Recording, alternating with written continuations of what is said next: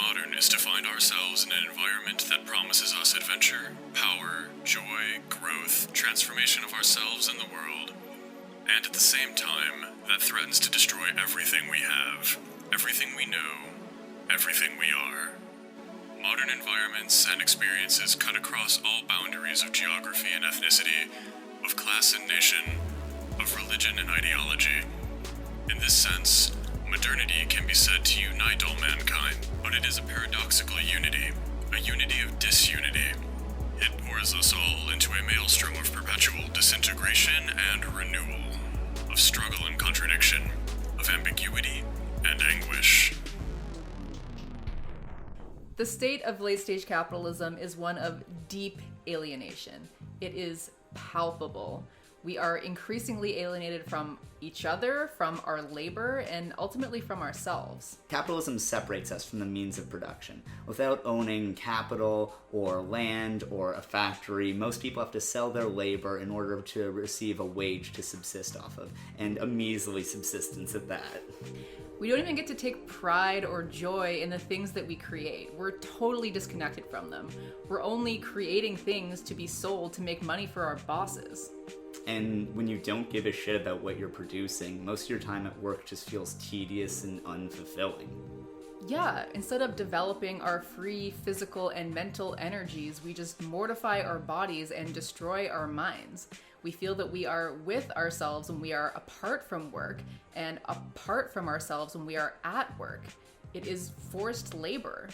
So work in itself is not a satisfaction of a need, but only a means through which we can satisfy wants outside of it.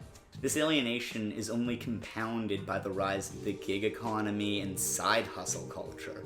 Now, not only do you have to sell your time to work, but now, when you go home, all of your hobbies are now things that you should be then commodifying. I mean, I used to love just, fucking around and making memes on Photoshop, and then at a certain point, I was just like, well, I should probably start uploading these to Redbubble to make t-shirts or something, otherwise it wouldn't be productive, right? I didn't even know that was a thing. Yeah, and to make matters worse, as capitalists try to outcompete one another and keep profits rising, there's a race to the bottom and wages have stagnated. Have you tried making your ends meet? Yeah, it's rough. I just paid rent today. This is not fun. Yeah, it's impossible. And definitely do not get chronic illness. Just don't do it. Oh, terrible move. Not winner mentality, No. It's basically impossible to save money for things like leisure time or, God forbid, retirement. What the hell is that? I think that's when you die. We're too tired now to build or maintain relationships, so instead we just put all of that into digital social media relationships. Every night, I turn off all the lights and just get high and listen to podcasts and go to bed early. That's basically the extent of what I have to offer the world. I combat that actually by being a drunk. So, yeah. Good. And this is where celebrity comes in. So the historical function of celebrity was basically to sell us stuff and also to maintain the status quo. And it does that by offering us this voyeuristic escape from the deep alienation of our vapid society, and also by insinuating to us that if we just work a little bit harder, then we too might be free of work and have all the time and money and power and fame in the world. But don't worry, because now, thanks to the rise of social media, everyone is expected to get their own little slice of celebrity as we carefully manicure our own personal brand to interact with those of all of our friends and colleagues. Everybody is now an influencer in a certain sense. Everybody is a brand. Yeah, I mean, posturing has basically taken over all of our lives, and as owning the means of production is required to accumulate wealth, capitalists have to become very effective at convincing already wealthy people to give them heaps of money. Posturing and swindling aren't bad here. Now, that's just that billionaire mindset, baby. Yeah! Although I would not fault people who argue that capitalism is just organized crime. Mob movies are cool, so I don't see a problem with that. So, of course, today what we're talking about is the Fyre Festival. Fyre Festival was the brainchild of music mogul, Ja Rule, and entrepreneurial prodigy Billy McFarland. Unfortunately, the festival was mired by, let's say, controversy?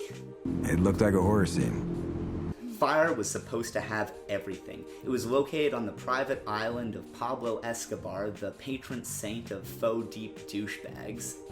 The new owner saw the first video promotion, and he kicked us off one shot. Like, no questions asked. This is a parking lot on an undeveloped portion outside of Sandals Emerald Bay Resort. The island was only accessible via private plane. It's actually worse than really being low economy class. Once there, the guests would experience world-class cuisine. The cheese sandwich. Party with glamorous supermodels and get to swim with pigs. The pigs at one point bit Billy in the balls and he's running off and people are just laughing. Instead of all of that, we at home got to witness a bunch of super rich kids perform a cover of Lord of the Flies and, chef kiss. Anyways, well, we can't deny that what was accomplished at Fyre Festival was by every account a great bit. Today we would like to dive deeper. So in this video we're going to look at the confluence of crap that led to this iconic failure and why it matters. You gotta give it up to capitalism here, folks. I mean, what other system could fix its own nightmarish consequences with nightmarish gamification? Feeling down the dumps because a bunch of brands run your life? Well, now just go home and log into InstaBirdBook, and then you too can become a brand. Ugh. In Fyre Fraud, one of the influencers describes the experience of FOMO, or fear of missing out, in literally the exact same terms that you could use to describe capitalism itself. It's this underlying anxiety where if you don't continue to escalate your visibility, your identity will start to crumble in pieces. Yeah, I mean, I live in constant fear. Sorry, I was just tweeting.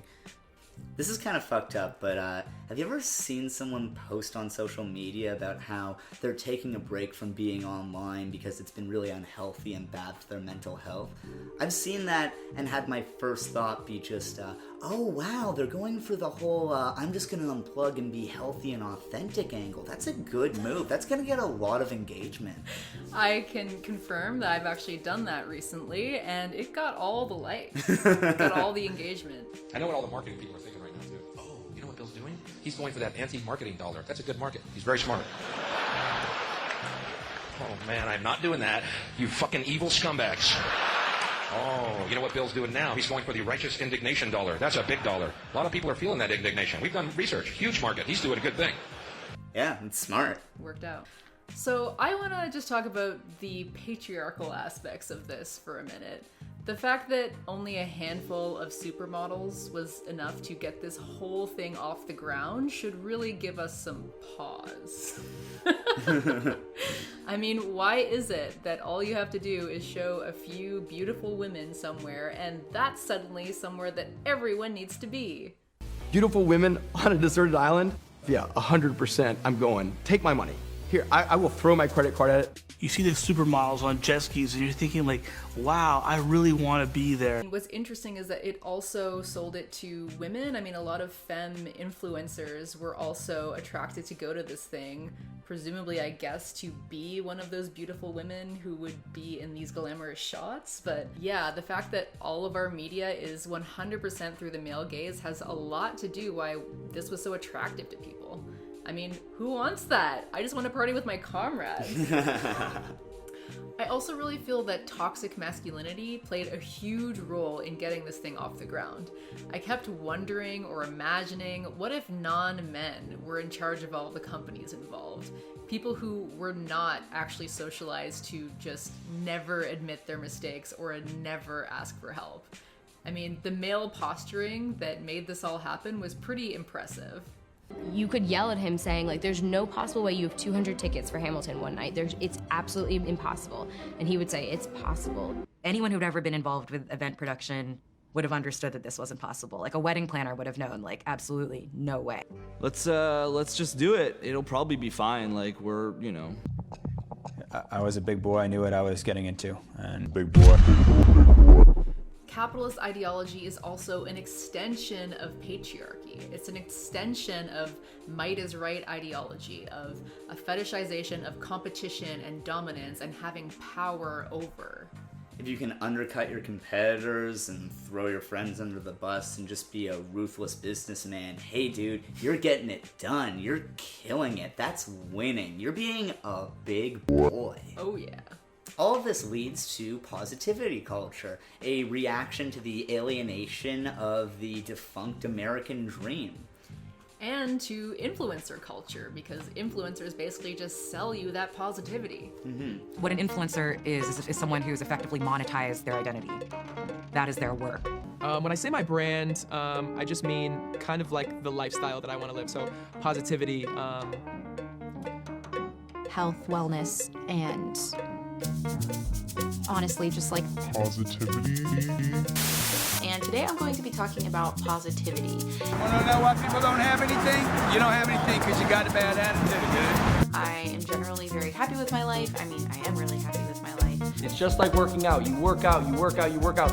You deplete your muscles. You take your protein shake, and then your muscles heal, and you're stronger than you were before. It's the same exact thing. They think I'm going in there to talk about sales. I'm going in there to talk about money, because if you don't have your money right, if you're not thinking about money correctly, guess what? You're never gonna make a sale. Some people are nihilistic. They say there's no purpose to life. Well, you know, I'm an entrepreneur, I'm a businessman. Stop crying and just keep hustling. Hustle is the most important word ever. You should be worried about personal development more than food. You eat a piece of chicken at Publix and then listen. You guys don't need any personal development. You just need to listen to me every day. So what am I getting at? You can punch me in the face 8,000 times. I'm here to get punched. Yeah. People who work for me, they ask me all the time, how do I get to where you are? How do I get to the success and the luxury that you lead? You know what I always tell them? It's one little simple thing. You gotta work for it, okay? That's all it takes, that's all. Oh, you want family? You want to spend time with your wife and kids? Oh, that's cute. Well, you know what I want to do? I want to make money, okay? You know, you come home from a hard day at the office, you want to relax on the couch with your wife and kids? That's cute, but guess what?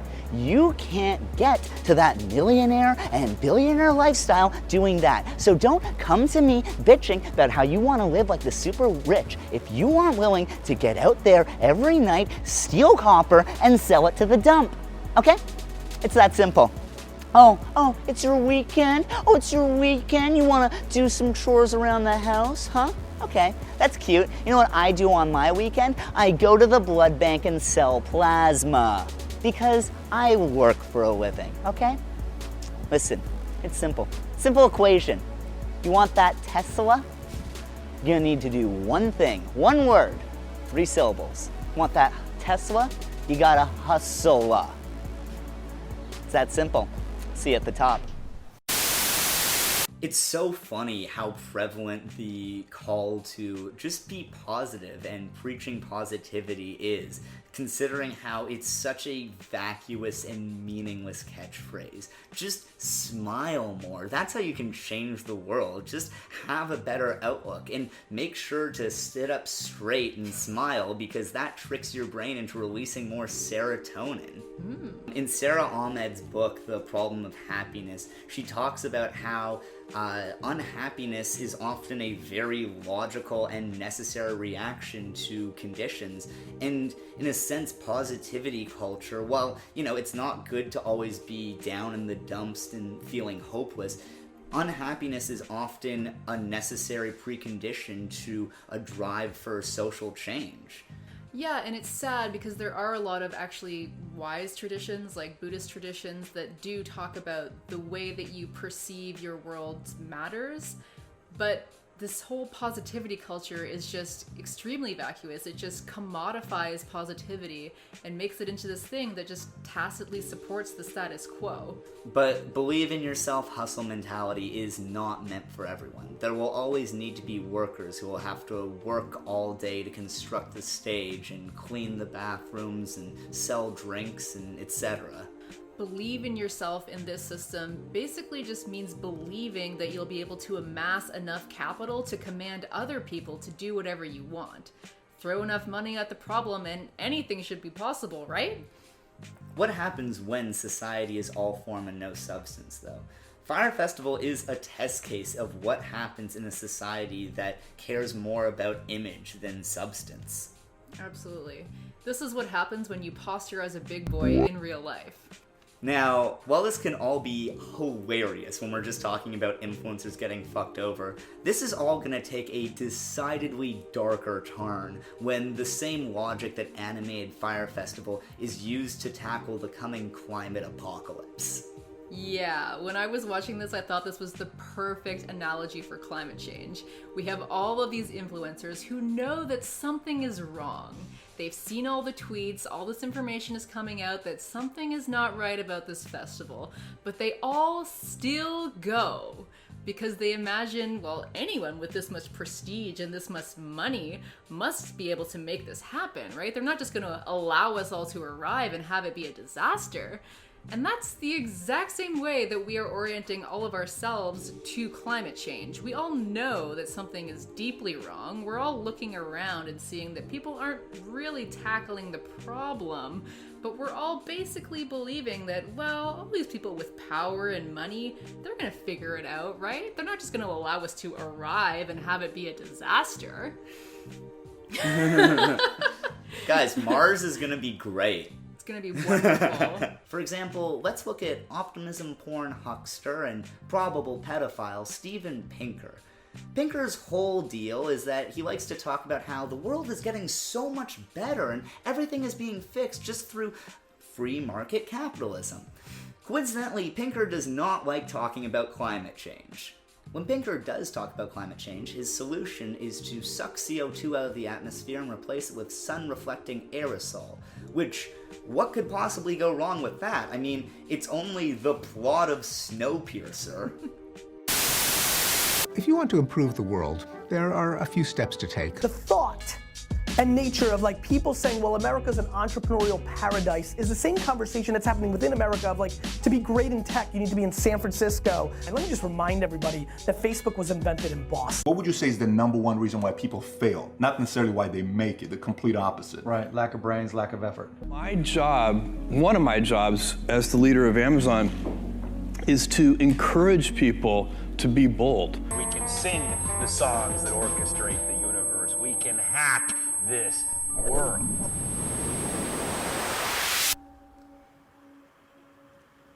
Just gotta make it happen. Oh, hey, didn't see you there.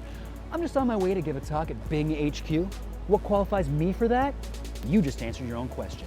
I bought Bitcoin 6 years ago. Yeah, didn't even know I was doing it. I thought I was just funneling all my money into downloading microtransactions on the Kim Kardashian mobile app. That's what you need to do. Play mobile games you don't fully understand to win at the game of life. How's that for playable content? But guess what? My life's not so easy. You know, you think it's easy being me? I struggle. I got problems, okay? My own government is actively trying to starve me to death. Canada has banned Soylent. Not a problem. Technology to the rescue again, okay? All I do, I bought hundreds of boxes and cases of overstock Soylent. It is expired, okay? If it makes you sick, if it's rancid, if it smells bad, if you puke afterwards, that means it's legit, all right? Now, what you gotta do is, simple fix, buy some Cambodian breast milk on the dark web, mix it together, fresh as new, baby. You got problems? Let me tell you the solution. Technology, okay? I buy a new phone every single day. See this? This is the new iPhone, retrofitted to look like a Samsung Galaxy S7. And to me, it's garbage. Yeah, I'll buy a new one, who cares? I literally wipe my ass with that.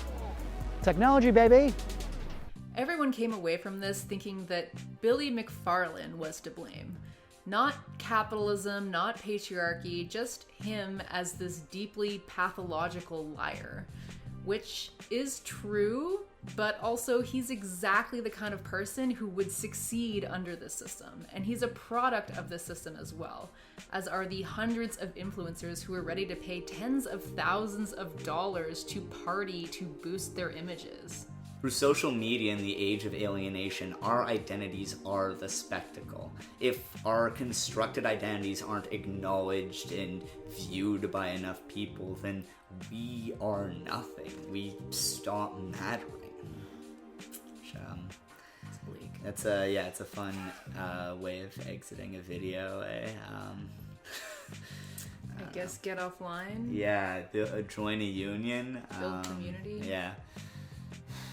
We need like Marxist influencers instead of just like grind capitalism bullshit entrepreneur dudes. I can fuck with that. Listen, you want to get serious? I'm serious, okay? I transferred all my social media over to Mastodon. I only text on Signal for better OPSEC. And I went to arg.fail, downloaded Capital, and now I'm reading it on my iPad. Technology. Yo, you gotta be going to work every single day and hustling. I'm talking about agitating for a union, contacting your local IWW chapter, and raising class consciousness in your workplace. Hey guys, thanks so much for making it through the video. Big thank you to Mexie for collaborating with me on this project. And of course a big shout out to Will Jarvis for making all the crazy tunes. Now, big thank you to all of my patrons who support my work, especially Beth Solman, Brett Long, Conrad Tsai, Izzo Kuhn, Jacqueline E. Gother, John Price, JP Vari, Mr. Awesome Be Cool, Stacy Solano, Villainous Lion, and Will Jarvis.